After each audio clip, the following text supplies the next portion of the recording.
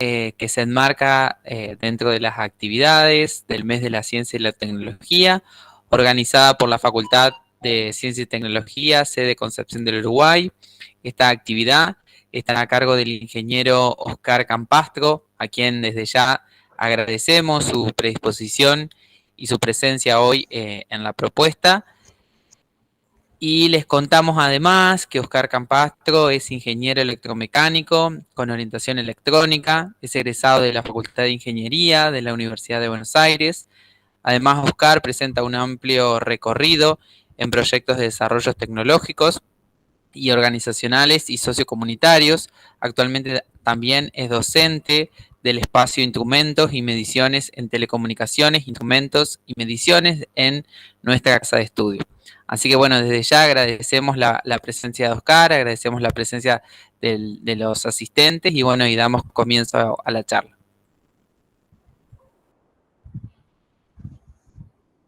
Hola, buenas tardes. Bueno, lo que voy a hacer es... Perdón. Estoy un poco afónico, así que, digamos, voy a ver si me pueden escuchar perfectamente bien. Lo primero que vamos a hacer es, les voy a mostrar un PowerPoint, ¿sí? Voy a compartir con ustedes un PowerPoint.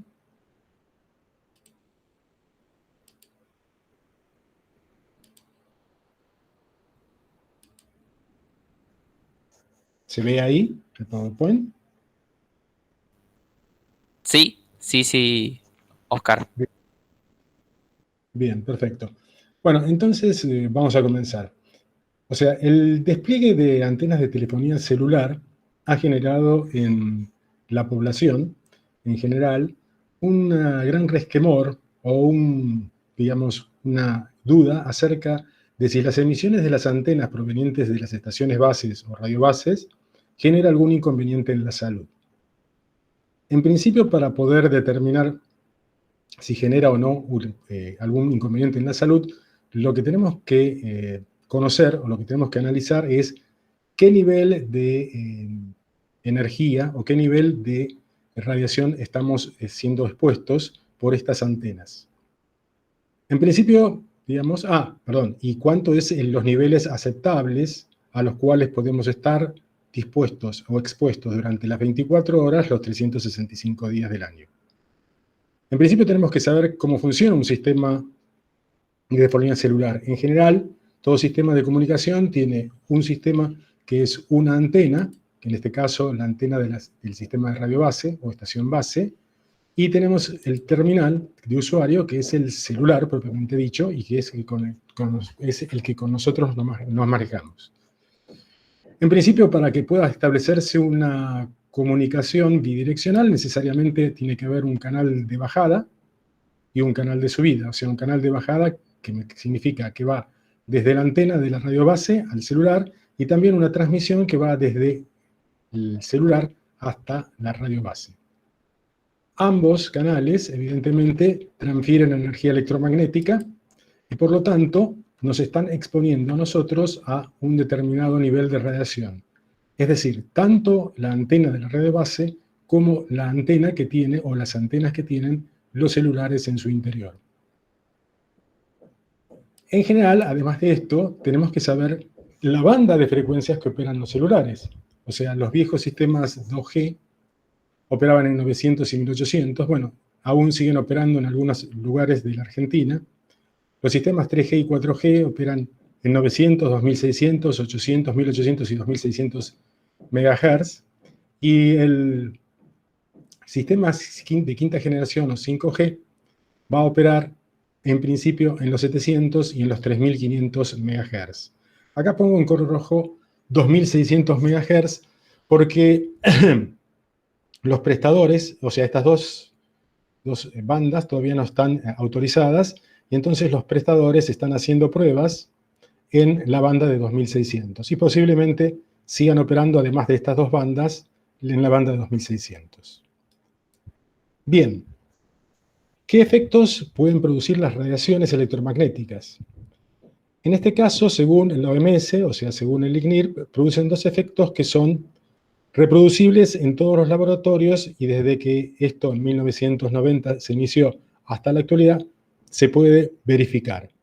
Hay efectos no térmicos, que son aquellos que se producen por inducción de corrientes eléctricas en el sistema nervioso de las personas. En general son debidos a frecuencias menores a los 100 kilociclos. Y efectos térmicos. Los efectos térmicos están asociados con elevación de la temperatura del tejido humano. Esos se producen a frecuencias mayores de 100 kilociclos. Existen otros efectos. Ustedes si van y buscan en internet van a encontrar que hay un montón de trabajos, los cuales en muchos de los casos no son replicables, o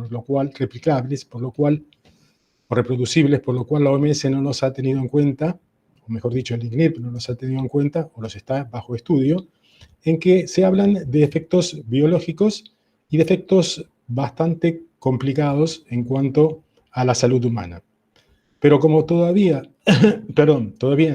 no han sido comprobados fehacientemente, nos vamos a referir a estos dos efectos, no térmicos y térmicos, y en función de estos efectos se generan los límites de exposición. Esos límites de exposición son en particular para dos grupos de personas. Aquellas que es el grupo ocupacional, o sea, es el grupo de personas que trabajan en las comunicaciones, el trabajador de las comunicaciones, que supuestamente está expuesto 5 días, 8 horas a la semana. 8 horas, 5 días a la semana. Y después estamos todos nosotros, el grupo poblacional, que estamos expuestos las 24 horas del día, los 365 días del año. Por lo cual, las intensidades máximas de campo deben estar limitadas a un nivel tal que podamos estar expuestos en ese tiempo, en esos periodos tan largos, o sea, en periodos continuos de exposición. De estos dos, digamos, de estas dos máximas exposiciones, o de estos dos grupos, se sacan los niveles de exposición. Estos son los niveles de exposición máximos permitidos sugeridos por el ICNIRP, que es una subdivisión, digamos, de la OMS, fijados en el 2020. Acá tenemos lo que sería el grupo ocupacional, que es un límite un poco mayor que el grupo poblacional, y acá tenemos los límites del grupo poblacional, que son en función de las bandas de frecuencia, y a su vez se pueden medir en densidad de potencia, campo eléctrico equivalente o campo magnético equivalente. Es decir, por ejemplo, este valor de 0,2 milivatios por centímetro cuadrado equivale a 27.7 volmetro o a 0,73 amperes por metro. Si se fijan también, la densidad de potencia, vamos a tomar esta columna, la densidad de potencia va aumentando, o sea, el límite va aumentando a medida que sube la frecuencia. No es lo mismo para 30 a 400 MHz, que vale 0,2 milivatios por centímetro cuadrado, como para el rango de 2 GHz a 300 GHz, que es de 1 milivatio por centímetro cuadrado. O sea, es mucho más restrictivo para frecuencias bajas que para frecuencias altas. Nosotros vamos a tomar como referencia en la charla, que es la medida que se toma para mediciones isotrópicas, de 0,2 milivatios por centímetro cuadrado, que equivale a 200 microvatios por centímetro cuadrado. Acá lo que vemos es la gráfica de los límites impuestos por el ICNIRP o recomendados por el ICNIRP en el año pasado, en donde, como vimos recién, en la banda que va desde los 30 MHz hasta los 400 MHz, corresponde a 0,2 milivatios por centímetro cuadrado. Aquí sube y luego se mantiene constante para frecuencias mayores a 2 GHz, o sea, 2000 megaciclos. Nosotros vamos a considerar solamente la banda poblacional. Un aspecto interesante es que nosotros estamos expuestos normalmente por la radiación natural, o sea, es la radiación proveniente del Sol, proveniente de los rayos cuando caen, que generan campos eléctricos excesivamente altos, por la radiación de la Tierra, por la temperatura de la Tierra, y la radiación propia emitida por los seres humanos por su temperatura, o sea, por los 36 grados de temperatura corporal. Fijémonos cuáles son los niveles que nos proporcionan la radiación natural. Del Sol normalmente tomamos una densidad de potencia de 0,003 microvatios por centímetro cuadrado. De la Tierra, por su temperatura, 0,13 microvatios por centímetro cuadrado. Y el correspondiente a los 36 grados de temperatura del cuerpo humano emite aproximadamente 0,25 microvatios por centímetro cuadrado. Si se acuerdan, el límite más restrictivo que teníamos, y que dijimos que íbamos a tomarlo como referencia en la charla, era de 200 microvatios por centímetro cuadrado. O sea que si sumamos todos estos, evidentemente nuestro límite es más o menos unas 1000 veces superior a los límites de la radiación natural. Esto sirve como para tener una referencia en cuanto a los límites que tenemos nuestros límites que tenemos para la producción generada de radiofrecuencia contra los límites naturales a los cuales estamos expuestos habitualmente. Evidentemente, como existe una norma que sugiere la ECNIRP o la OMS, nosotros en 1995, el Ministerio de Salud en esa época, definió nuestra normativa, tanto para el grupo ocupacional como para el grupo poblacional. En este caso, desde los 10 MHz, o mejor dicho, desde los 30 MHz en la norma actual, a los 40 o de los 30 para arriba, coincidimos en nuestra norma poblacional con la norma de la OMS. En frecuencias más bajas no lo coincidimos. Aquí hice un diagrama para que tengamos en cuenta en qué lugar de estos límites trabajan las frecuencias correspondientes a los celulares. Fíjense, en esta zona de subida están las frecuencias de 850, 800, 1900. En esta zona se encuentran las frecuencias de 2000, 2600, 3500, que son las frecuencias de operación de los celulares. Perdón, la de 3500 en el futuro. O sea, en esta zona de subida y en esta zona superior se encuentran las frecuencias en que operan los celulares. Fíjense que los niveles son de 0,425 de milivatios por centímetro cuadrado para las frecuencias de 800 MHz y de 0,95 para las frecuencias de 1900, y para frecuencias superiores a los 2 GB o 2000 megas son de 1 milivatios por centímetro cuadrado. Lo que está puesto en negrita es el equivalente en volmetro. ¿Por qué lo ponemos en volmetro? Bueno, porque en realidad los instrumentos miden niveles de campo eléctrico o niveles de campo magnético. En general, en estas frecuencias, las mediciones se hacen en niveles de campo eléctrico. Por eso tenemos aquí los valores.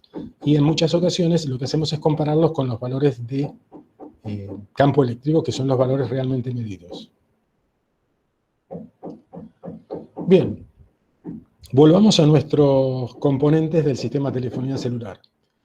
Sería interesante ver cuánto es la radiación emitida por este tipo de antenas, conocida la potencia con la cual trabajan los transmisores y las ganancias de las antenas, a los cuales vamos a estar expuestos debidos a estas antenas. La potencia de los transmisores normales de los teléfonos de telefonía celular, de las antenas de telefonía celular de las radiobases opera entre 10 vatios y 100 vatios.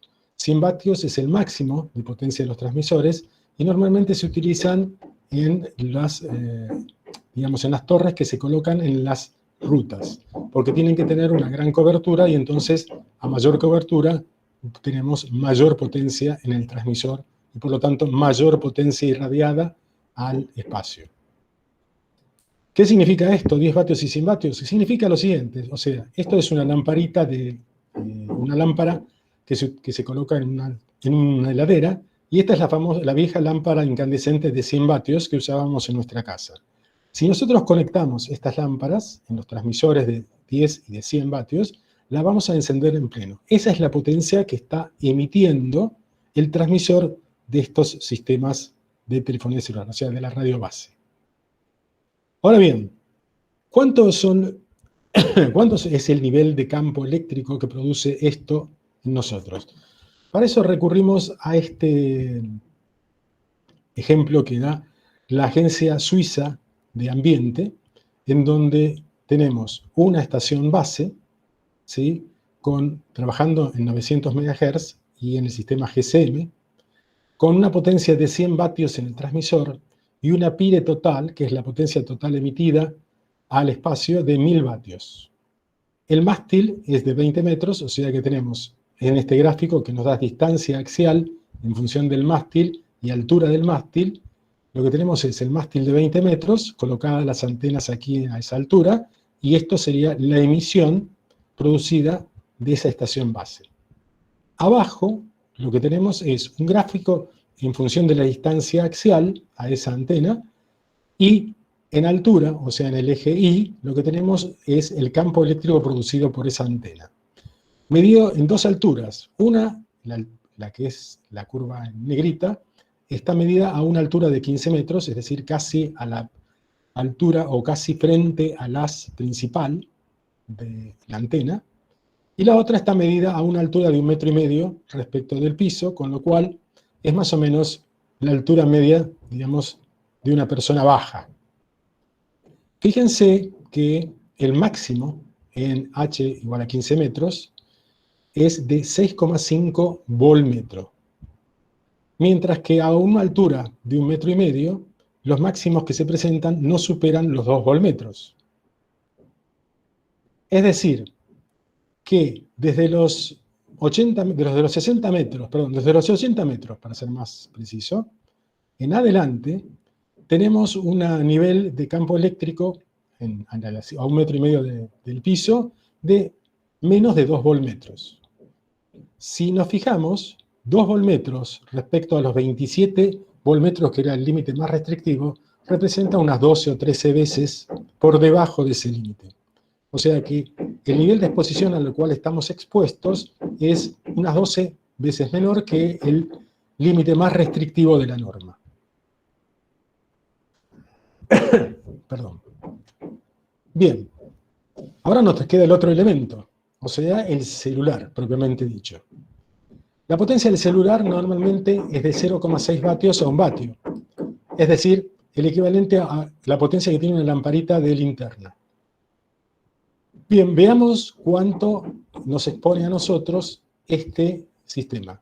Acá lo que tenemos es una cabeza de un fantoma, en donde se ha colocado un celular de los viejos, con una antenita, que es esta que está acá, y, digamos, está extremadamente cerca a la oreja, está puesto sobre la oreja, por lo tanto está extremadamente cerca a la cabeza del fantoma. Lo que tenemos en este lugar es un diagrama de penetración sobre digamos, desde afuera hacia el cerebro, hacia el cerebro interno, en donde esta zona, que dice antena, corresponde a esta antenita. Esta zona, que es aire, es la zona de separación entre la antena y la cabeza.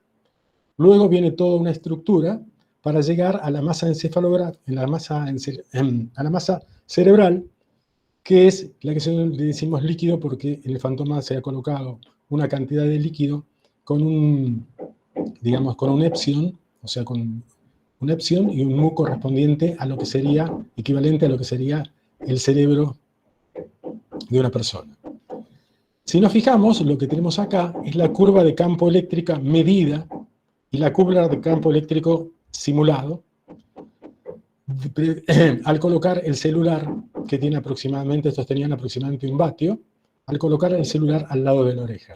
Fíjense que tiene un pico de 80 volmetro cerca del aire, o sea, cerca de la oreja, pero que cuando ingresa a el cerebro, en la parte interna, en la primera parte interna del cerebro, el nivel es de unos 20 volmetros, aproximadamente.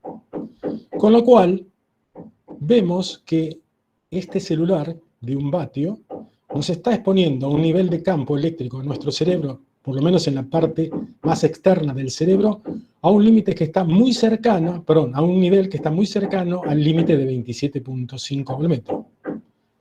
O sea, la conclusión que saco de esto, o que sacamos de esto, es simplemente que nuestro celular nos está exponiendo a un nivel de campo mucho mayor que el nivel de campo que es generado por las antenas de las estaciones base.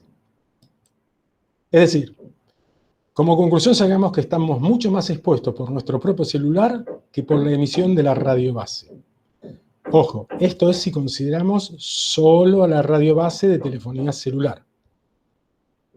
Bien, Como tenemos esto, que estamos mucho más expuestos por nuestro propio celular, veamos cuáles son las precauciones que debiéramos tener en el uso del mismo. Una de las precauciones es tratar de usar el celular en el modo manos libres o auricular, porque de esa forma alejamos el celular de nuestro cuerpo, fundamentalmente de nuestro cerebro. O sea, tratar de no usar el celular colocado al lado de la oreja, sino que tratarlo en el modo manos libres. Para comunicaciones telefónicas, por periodos mayores a 20 minutos, se aconseja utilizar el teléfono fijo y no el teléfono celular. De cualquier forma, si tenemos que usarlo más de 20 minutos y no tenemos un teléfono fijo, conviene usarlos en manos libres o en auricular, o con el auricular. Cuando transportamos el celular, debemos hacerlo lo más alejado del cuerpo posible, porque acuérdense, tenemos que saber que los niveles de campo eléctrico disminuyen con el cuadrado de la distancia. O sea, cuanto más alejado esté el celular o cuanto más alejado estemos de una antena, menor es el nivel de campo eléctrico al cual estamos expuestos. Y ese valor, ese nivel de campo eléctrico se reduce con la distancia. Y el nivel de densidad de potencia se reduce con el cuadrado de la distancia. Por lo tanto, cuanto más distancia estemos del celular, menos exposición tenemos. Nunca llevar el celular pegado al cuerpo. En general, uno tiende a llevarlo en el bolsillo y generalmente pegado al cuerpo. He visto a muchas personas que lo llevan bien pegado al cuerpo. En general, pegado o dentro o soportado por el cinturón. Bueno, eso en general no debiera hacerse. De llevarlo en el bolsillo del pantalón, lo conveniente sería hacer que el frente del celular diese hacia el cuerpo. ¿Por qué? Bueno, porque las antenas están en la parte trasera del celular. Y por lo tanto, con ese pequeño espesor que tiene el celular, ganamos algo de distancia entre la antena y el cuerpo. Y por lo tanto, reducimos de alguna forma el nivel de campo eléctrico. Al utilizar el celular como despertador, necesariamente debiéramos ponerlo en modo avión para que no haya una emisión de señal por parte del celular. Y nunca es aconsejable dormir con el celular activado, es decir, funcionando en la mesita de luz. Si necesariamente tenemos que dejarlo activado para recibir una llamada, sería aconsejable colocar el celular a más o menos 2 metros o 3 o un poco más de donde estamos acostados, o sea, de la cama. Estas son medidas de precaución, ¿sí? Porque en realidad, digamos, aún no se conoce exactamente qué problemas pueden traer la emisión de radiación de estos teléfonos celulares a la salud. Es decir, se están realizando estudios, pero esos estudios van a llevar bastante tiempo y por lo menos hasta ahora no hay algo razonablemente científico que asegure que hace mal o que hace bien, o que no hace nada. Por lo tanto, uno, tomando lo que es el criterio de precaución, debiera considerar estos puntos y hacer uso de ellos.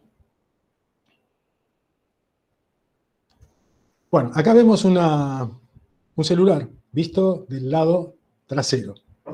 Fíjense todas las antenas que tenemos. O sea, tenemos la antena de 4G, esta y estas son antenas de 4G, una para recepción y transmisión vertical y otra para transmisión y recepción horizontal, una antena de Wi-Fi por esta zona, la antena de Bluetooth, ¿sí? La antena para, digamos, la comunicación tradicional, la CDMA, o GSM en algunos casos, la antena de GPS, pero esta no es importante porque es una antena receptora solamente. Las otras son antenas transmisoras y receptoras a la vez. Con lo cual tenemos 1, 2, 3, 4 antenas, 5 antenas que pueden estar funcionando todas al mismo tiempo. Por ejemplo, si yo estoy en mi casa y activé el Wi-Fi para no gastar en comunicaciones, tengo activadas siempre las antenas estas, o sea, las antenas LTE, junto con la antena de CDMA, más la antena de Wi-Fi. Tengo 4 antenas trabajando al mismo tiempo. Recuerden que el celular, a pesar de que nosotros no establezcamos una comunicación, cada cierto tiempo hace una emisión para saber contra qué base tiene que comunicarse, o cuál es la base más cercana con la cual tiene que comunicarse. Por lo tanto, cada cierto periodo de tiempo, él emite una señal y espera recibir esa señal de la estación base correspondiente. Lo mismo sucede, bueno, digamos, con la antena de Wi-Fi también sucede lo mismo. La comunicación con Wi-Fi es mucho más continua, digamos, sobre todo cuando estamos bajando o subiendo películas, fotos o generando algún tipo de comunicación tipo WhatsApp o algo por el estilo. La antena de Bluetooth, en general uno la utiliza cuando en el coche tiene algún servicio que puede utilizar Bluetooth o cuando utiliza los famosos auriculares que se comunican por Bluetooth sin tener cable, los cuales, digamos, el Bluetooth, en ese caso el auricular simplemente trabaja como recepción, así que, digamos, no, en realidad no sería un problema a considerar. Pero sí, digamos, sí, todas estas antenas trabajando al mismo tiempo.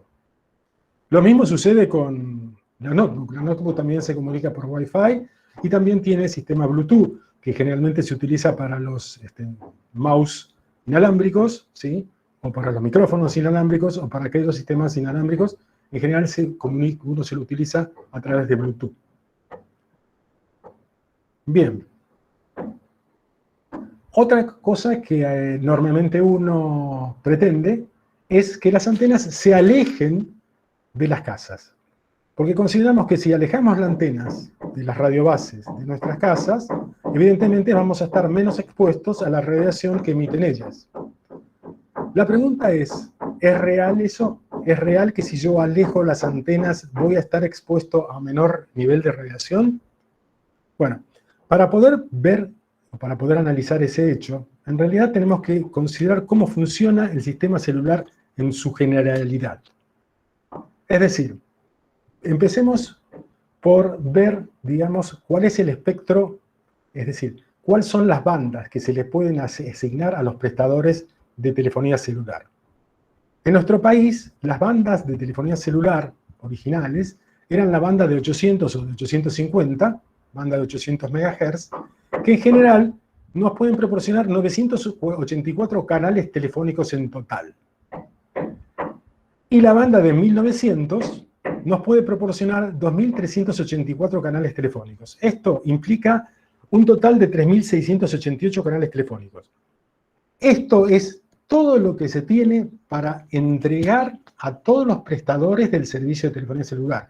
O sea, esto sería el máximo que yo le puedo entregar, o el máximo que le puede entregar la ENACOM, digamos, a Claro, a Movistar y a Personal. Con lo cual, solo podrían hablar 3.368 personas al mismo tiempo. O sea, con todas las frecuencias habilitadas para trabajar, solo podría dar servicio a 3.368 usuarios al mismo tiempo. Es decir, si yo colocase una sola antena en una población o en una ciudad, en las afueras de la ciudad, y tuviese estos 3.668 canales disponibles, o sea, todos los prestadores estarían en esta antena, con todas las frecuencias o todas las bandas de frecuencias disponibles para el servicio, y teniendo una tasa media de comunicación de 10%, ¿sí? Nosotros podríamos servir solamente a ciudades de 35.000 habitantes, con una sola antena y con todas las frecuencias disponibles. O sea, que para Concepción del Uruguay, que tiene aproximadamente 100.000 habitantes, no podríamos dar servicio, o no se podría dar servicio a todos los ciudadanos con una sola antena y con todas las frecuencias otorgables. O sea, que este sistema en particular no sirve. O sea, es una arquitectura que no se puede utilizar para telefonía móvil. Para ciudades grandes y para ciudades chicas. Perdón, para ciudades grandes y ciudades medianas. En ciudades chicas de menor de 30.000 habitantes, posiblemente se pueda colocar una sola y única antena. En Concepción, una sola antena, no podríamos hacer ninguna comunicación segura, fiable, segura y fiable. Entonces, evidentemente, la telefonía celular no funciona de esta forma. La telefonía celular tiene que buscar otro método de funcionamiento. Y ese método de funcionamiento que vamos a ver, o a tratar de ver ahora, es el que hace que el nivel de campos eléctricos o el nivel de campo electromagnético sea mucho menor que lo que realmente tendríamos si usáramos una sola antena. En principio, a los prestadores no se le dan 3.000 canales o 3.000 canales telefónicos. En general se le da una cantidad reducida de canales. Por ejemplo, este prestador tiene 300 canales, los divide en 3 grupos de frecuencias distintos, el celeste, el marroncito y el verde, y aquí lo que tenemos es una antena y un área de cobertura, que en este caso le ponemos que es el área de cobertura del grupo 3, o sea, del grupo verde. Veamos cómo se las arregla el prestador. Esta es una zona a cubrir por telefonía celular, y lo que hacen es dividir la zona, por lo menos en este caso, en 13 sectores, en donde cada uno de estos sectores va a tener una radio base.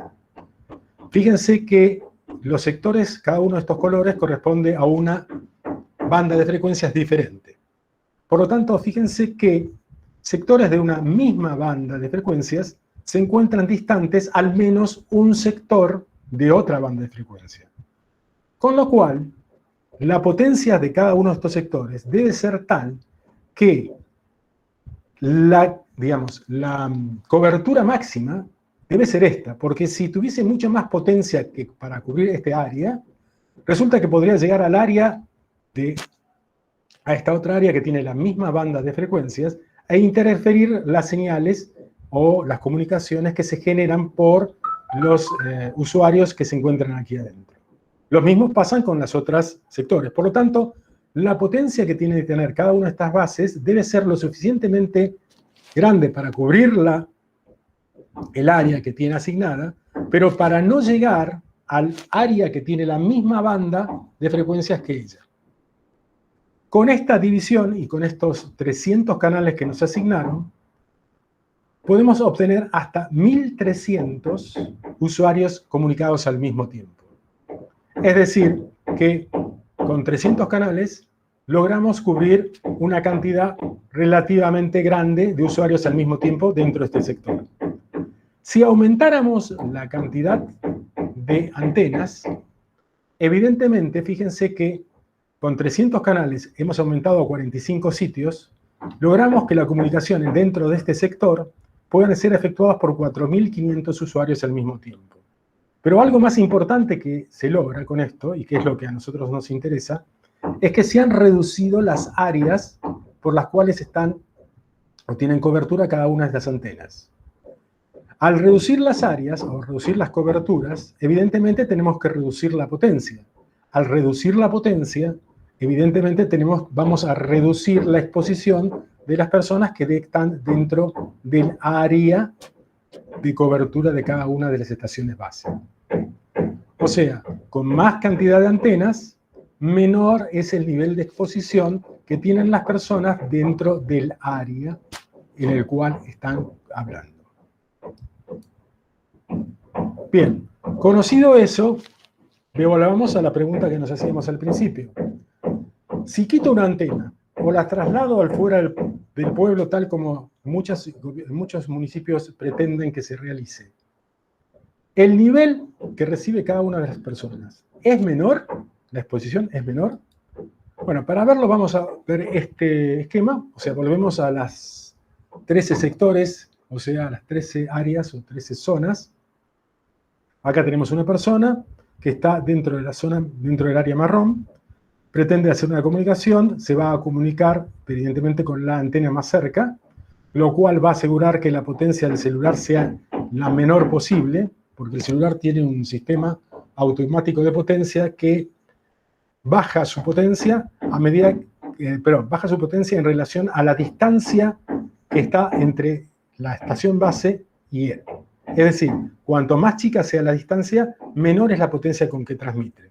En general se comunica originalmente con la potencia máxima y luego, en una intercomunicación entre la estación base y el celular, va bajando la potencia hasta llegar a un nivel de potencia en que la comunicación es perfectamente audible, se entiende y allí sigue con esa comunicación, sigue con esa potencia durante el proceso. Bien. Acá, bueno, acá tenemos, o sea, a menor distancia estación base celular, menor es la potencia del celular que transmite y por lo tanto va a ser menor la exposición a la cual estamos sometidos por nuestro propio celular. Saquemos esta estación base, o la sacamos, la trasladamos, decimos, bueno, no queremos ver la estación base. Ok, la persona está en esta zona está sin cobertura, es decir, que no puede comunicarse. Como el ENACOM obliga a continuar con la prestación del servicio porque se ha determinado que toda esta área tiene que tener un servicio continuo de telefonía celular, entonces se ven obligados los prestadores a colocar o emitir o comunicarse desde otras estaciones base. Es decir, lo que hacen es agregar antenas en las estaciones bases linderas, en este caso, ven que es marrón, de forma tal que no pueda interferir con las zonas en donde se encuentran las estaciones base originales, en las cuales yo voy a colocar más antenas. Evidentemente, como la distancia a cubrir es mayor, voy a tener que darle mayor potencia a la antena. O sea, el transmisor va a tener que trabajar a mayor potencia, la antena va a irradiar en más potencia y por lo tanto, en esta zona voy a tener un nivel al menos igual al que tenía antes. Pero en la zona en donde se unen, por ejemplo, aquí a lo mejor puedo tener el mismo nivel que antes, pero en esta zona en donde, digamos, se solapan la irradiación de las tres antenas, voy a tener mayor nivel. Bien. Si ahora pretendo comunicarme, me voy a tratar de comunicar, pero a una distancia mayor. Y si me comunico a una distancia mayor, tiene que aumentar el nivel de potencia del celular que tengo yo. Y si aumenta el nivel de potencia del celular, evidentemente aumenta mi nivel de exposición. Acuérdense que el nivel de exposición debido al celular, si lo tengo cerca de mi cabeza, es mucho mayor que el nivel de exposición producida por la estación base de telefonía celular. En este caso, además, digamos, al haber extraído o al haber trasladado, digamos, las antenas a un lugar más lejano, evidentemente voy a tener zonas en las cuales el nivel va a ser superior al anterior. Es decir, como conclusión, quitar una antena no disminuye el nivel de exposición de las personas en el área de cobertura. En general, los niveles se van a mantener o aumentar en algunos sectores de esa área.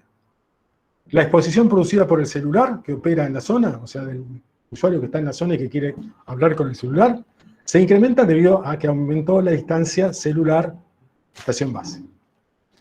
Es decir, que el quitar una antena del lugar, trasladarla, alejarla de la zona, lo que hace es aumentar el nivel de exposición al cual estamos sometidos. Por nuestro propio celular en un caso, y porque las antenas de las radiobases tienen que trabajar a mayor potencia porque están a mayor distancia.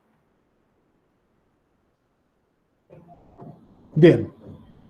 O sea, hasta acá lo que hablamos era de lo que sería telefonía 4G. Bueno, o 2G, o 3G, o 4G, porque todas estas, menos la 1G, siguen trabajando y van a dejar cuando se van cayendo solas.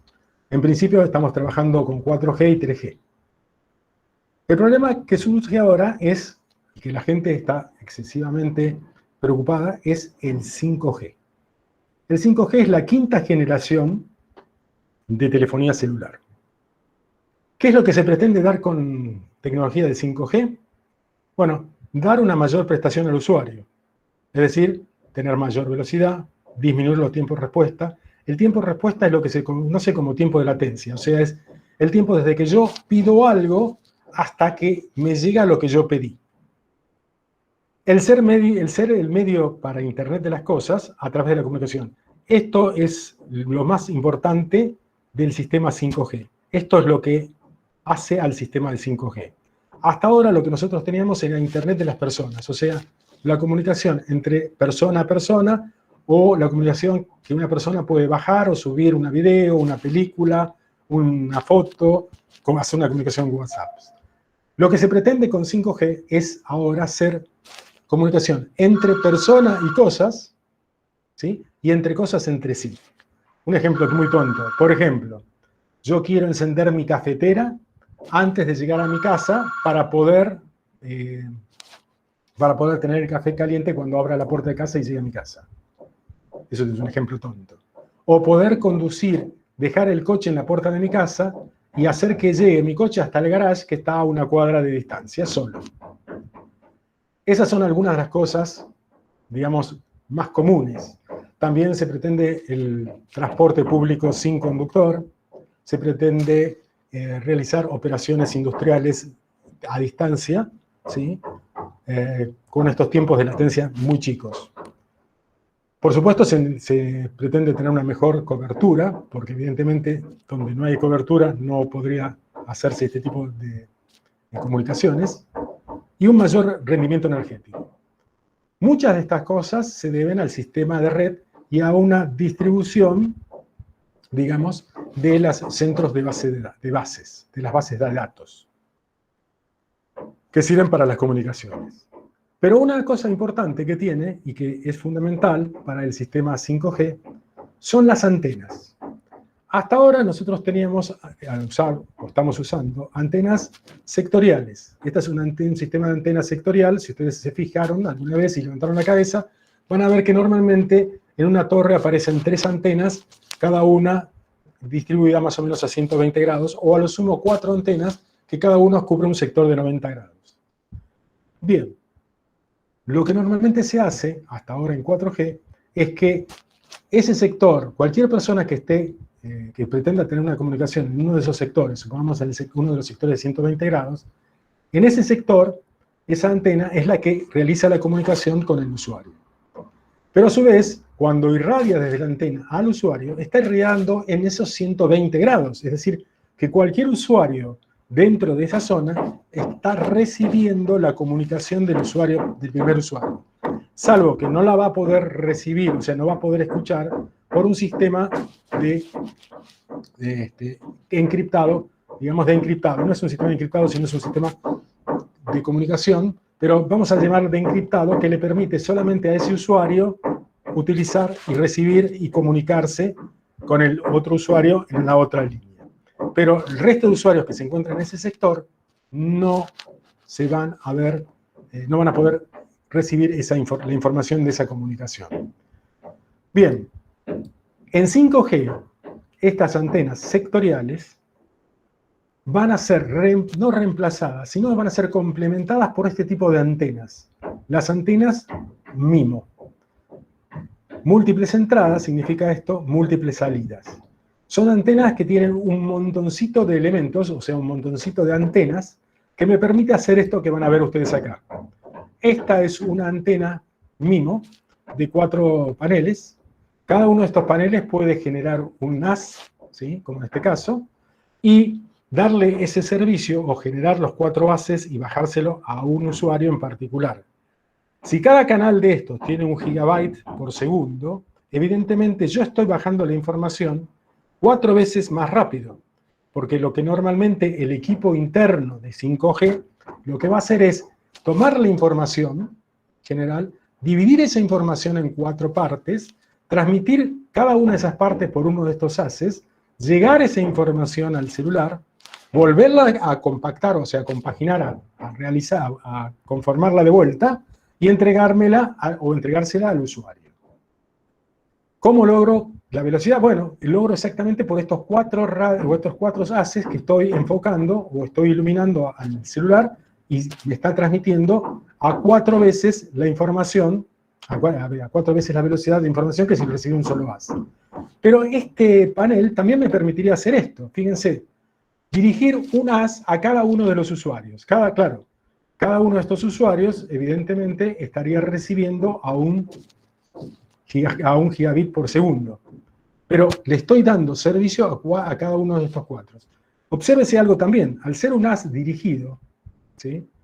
Yo no estoy causando, o sea, estoy, primero, irradiando un área mucho menor, tengo una menor potencia que estar irradiando, porque no estoy irradiando como las antenas de 4G sectoriales, todo un sector de 180 grados para poder comunicarle a este usuario. O sea, estoy, digamos, teniendo un mayor rendimiento de energía en cuanto a la transmisión, en cuanto a la energía electromagnética. Fíjense, esto es un símil de lo que supuestamente va a ser cuando tengamos 5G. Esto es una celda macro de 5G con muchas antenas. En general acá hay cientos de antenas. Tanto antenas, receptoras como transmisoras.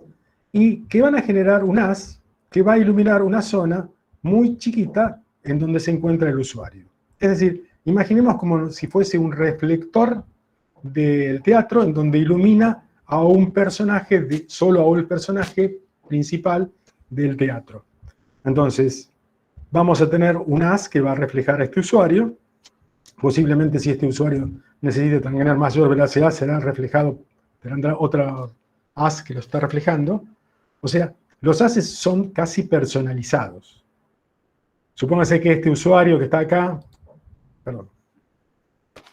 este usuario que está acá necesita un mayor ancho de banda porque pretendió bajar una película y necesita que sea más rápido, estaba conversando, necesita bajar una película ahora, conversando, bueno, probablemente una celda chica le entregue otro haz, ¿sí?, en el cual le ayude a bajar la película a una velocidad bastante rápida. ¿Cuál es el inconveniente de esto? Bueno, es que vamos a estar expuestos, casi personalmente, a la emisión de estos rayos o de estos haces, ¿sí?, y vamos a estar cubiertos por un cierto nivel de campo electromagnético, o sea, de campo eléctrico en particular. Que no va a ser ni mayor ni menor que los anteriores. Posiblemente sean, o sea, al reducir la potencia, sean menores campos eléctricos que los anteriores. En realidad, no vamos a bajar nuestra exposición. O sea, la bajaríamos si solo consideráramos el sistema de 5G.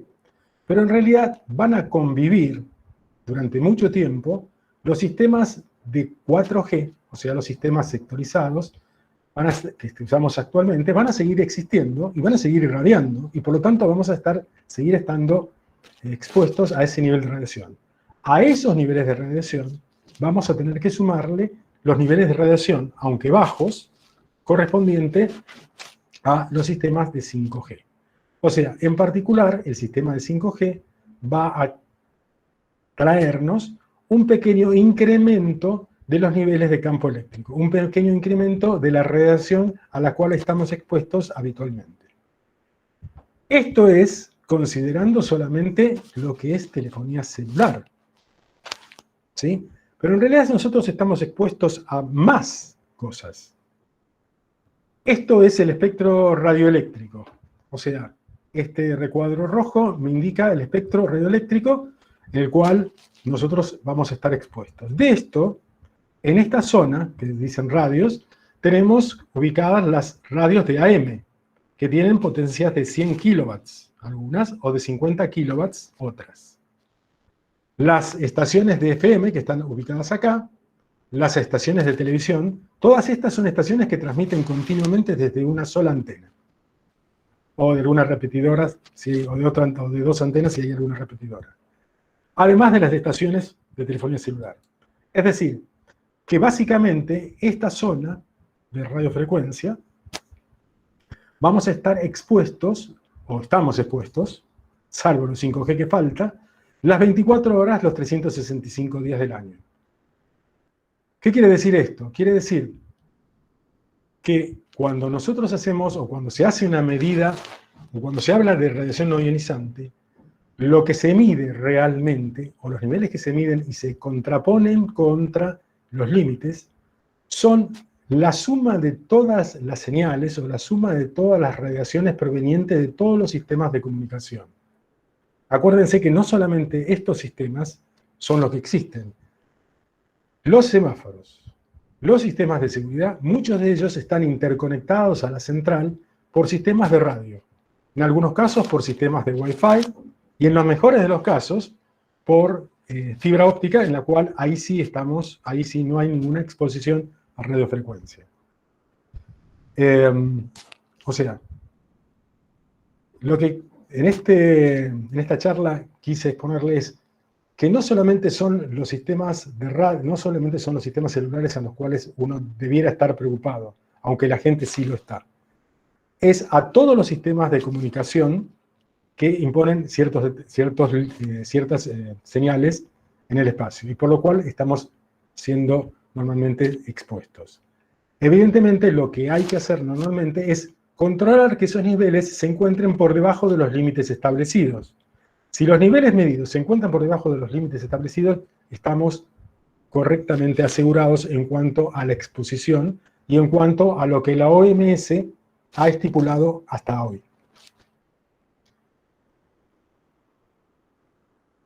Es decir, ¿cuándo sería peligroso, por ejemplo, que una estación base, digamos, cuándo sería un nivel alto que una estación base me pone a sobre una persona? Cuando las distancias entre la antena y el lugar en donde me encuentro expuesto se reducen a un par de metros, 10 metros, 15 metros, y estoy centrado en el haz principal de esa antena. Ahí los niveles normalmente suben a 10 volmetros, 15 volmetros. Si no, eso no sucede. Los niveles normales que uno encuentra a nivel de calle son de 2 a 3 volmetros. Por lo tanto, estamos muy por debajo, o sea, los niveles generales estoy hablando, ¿no? La suma de todo, en general, a nivel de calle, está entre 2 y 3 volmetros, con lo cual estamos unas 10 veces por debajo del límite más restrictivo de la norma. Bueno, no sé si esto... Creo que acá terminamos. Voy a hacer esto.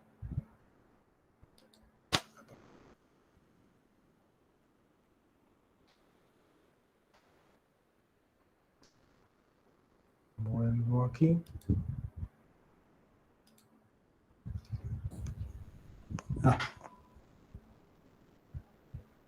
Bueno. Bueno, Oscar, la verdad que genial tu disertación, aprendimos un montón de cuestiones, por ahí dejamos por ahí abierto el espacio como para que se puedan hacer comentarios o preguntas, ya sea por el chat o el que quiera por ahí abrir el micrófono, estamos a disposición.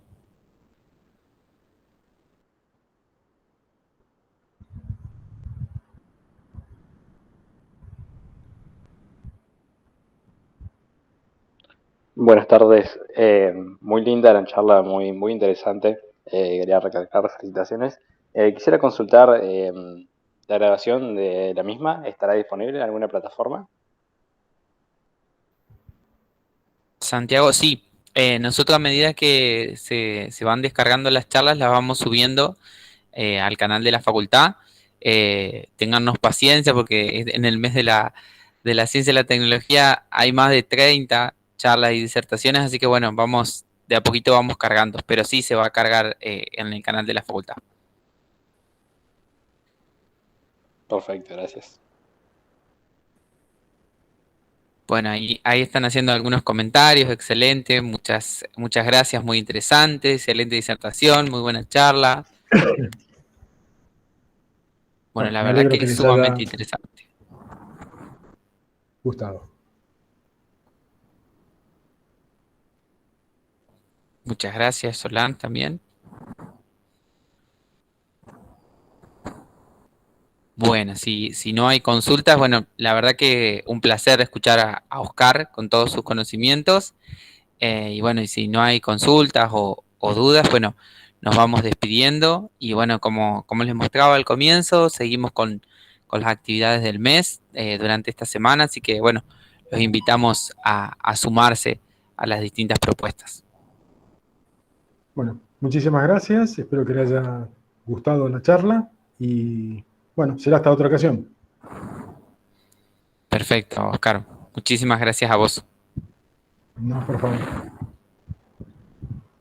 Muchas gracias. Hasta luego. Hasta luego.